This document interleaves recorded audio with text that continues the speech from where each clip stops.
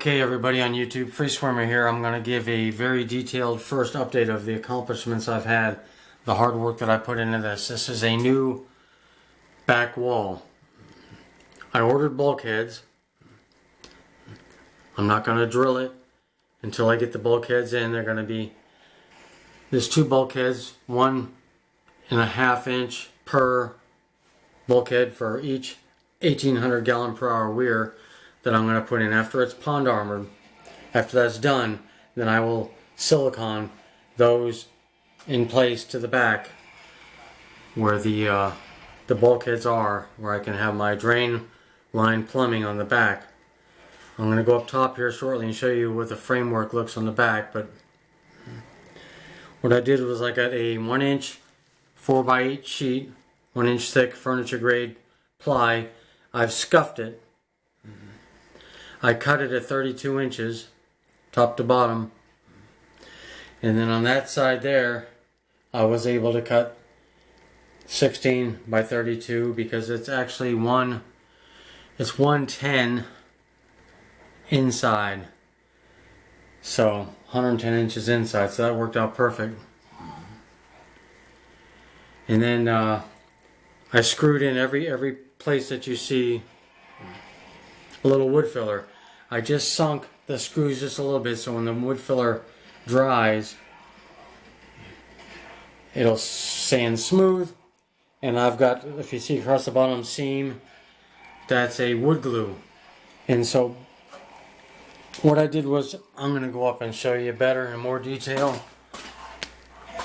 Let's go in this big guy and I'm going to give you good details in here.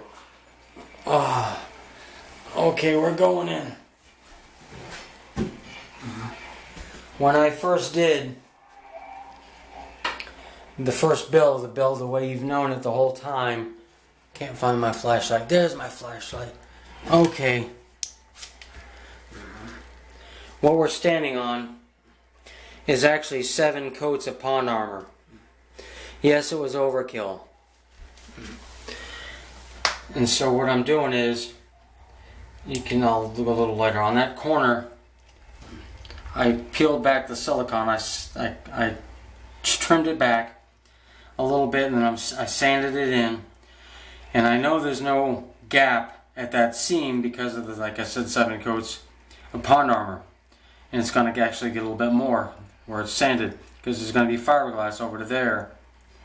And up that, there's going to be fiberglass up that seam. There's going to be fiberglass on this seam where the 2 pieces of ply meet.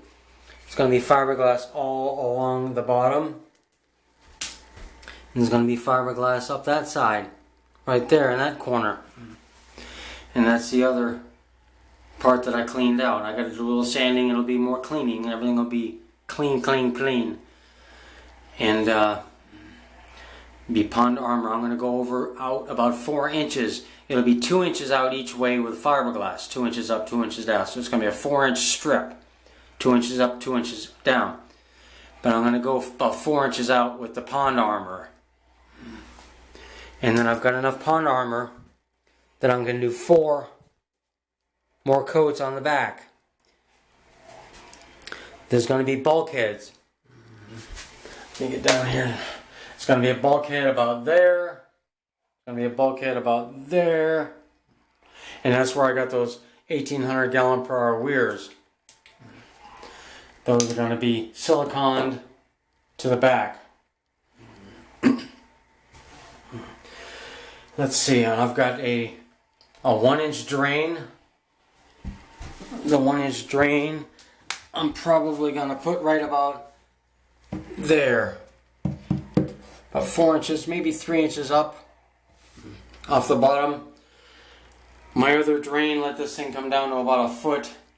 I want it just to be able to go down more if I need to. Not that I should. And really, the only purpose other than a full drain is going to be water changes, which when I do a water change, I'll only take about 25%, 20% of the tank out. I got a 2x6 across the top, the whole header. And it's going to be just like it was before. Going across, front to back, all the way right across front to back. I'm going to have my 4 braces. Now let's get you a little look at the back here. This is the old back of the tank, the rest of the tank. I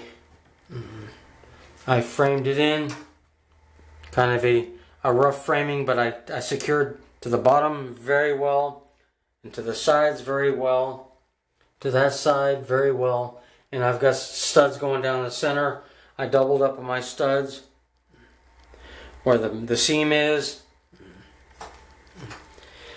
and this is doubled up just because I had 2 pieces for the header, which I decided against. I decided to go with 1 full piece, spend the extra $11, and the heck with it, I'm going to do it right. So I went ahead, rather than get 2 pieces of that, which I already had, and that's the way that was together, I would rather have 1 piece. And this will all be Pond Armor 2 up underneath and across the top, so if it ever gets wet. But this is going to be my catwalk. There's going to be a big opening here. This section is coming out, and there'll be probably right about there, there'll be an opening where plumbing will go down from the weir. The pipe coming out from behind the weir will be there, and there'll be pipe coming down, going out right about there. Those will be going to the sump. But that's, like I said, that's going to be the catwalk. I'll be able to walk back and forth if I need to back there. Come up through this spot right here. Have a little ladder. Go right across. The only thing that's going to be on the top of this tank anymore is lights. But we're in this tank right now. We're standing in it. Shut the light off.